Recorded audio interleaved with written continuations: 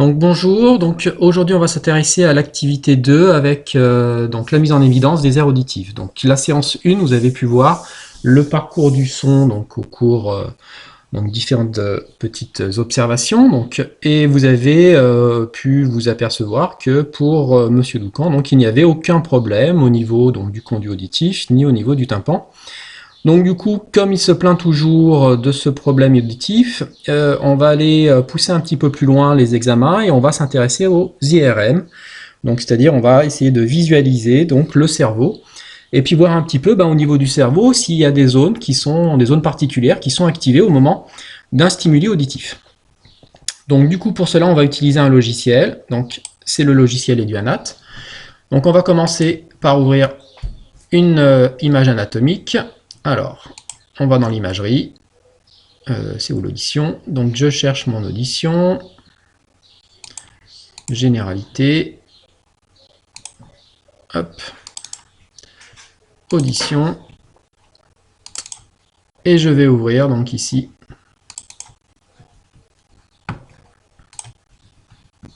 une première image. Donc cette première image, ce sera mon image témoin, donc mon image témoin, c'est-à-dire que là, le patient n'est stimulé à aucune audition, à aucun stimuli auditif. On a une, deux, trois fenêtres, et ici on a donc des plans de coupe qui correspondent aux trois fenêtres du dessus. On a un code couleur, donc le rouge correspond à celui-ci, le jaune, plan jaune, donc à celui qui est là, et le plan bleu, donc à celui-ci. De l'autre côté, je vais ouvrir donc cette fois-ci la même chose, mais pour une personne qui est soumise à un bruit. Donc ça charge, je vais ouvrir le calque fonctionnel, hop. Et donc du coup ici on voit deux zones donc, qui sont éclairées, donc qui sont activées quand on est soumis à un stimuli auditif. Donc là c'est en silence, et là de ce côté c'est avec un bruit. Je vais, quand on actionne le curseur qui est ici, donc on peut se déplacer dans le plan de coupe, et puis approfondir, enfin affiner en fait la recherche. De l'autre côté, je vais faire pareil.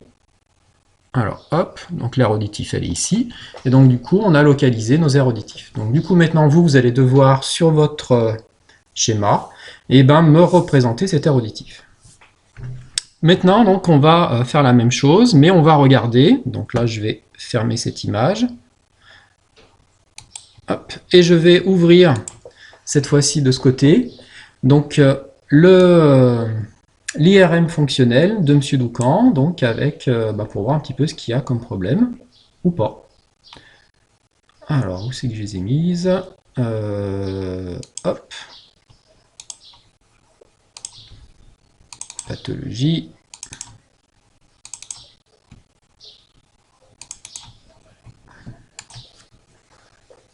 Donc l'image va s'ouvrir.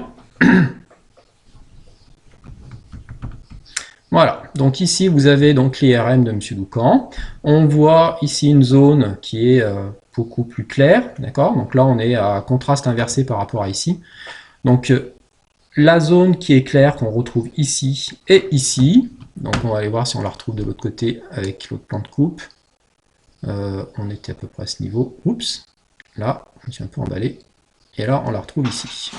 On la retrouve ici. Donc on voit cette zone claire qu'on a localisée de ce côté, de ce côté et de ce côté, donc qui est présente. Cette zone claire, donc vous allez devoir me la comparer avec le document ressources et me dire à quoi elle correspond, cette zone, et donc du coup savoir quel est le problème de M. Doucan.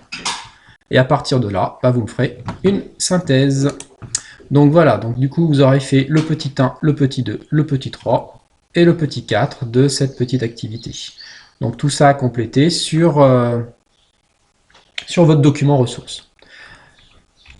Vous avez ensuite une deuxième activité, donc si vous êtes motivé pour aller plus loin. Donc là, je vous ai déjà mis les résultats. Donc j'ai pas fait la petite vidéo.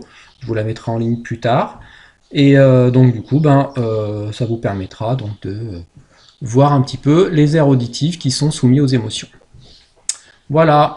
Et écoutez, bonne continuation. Et on se retrouve donc normalement peut-être la semaine prochaine.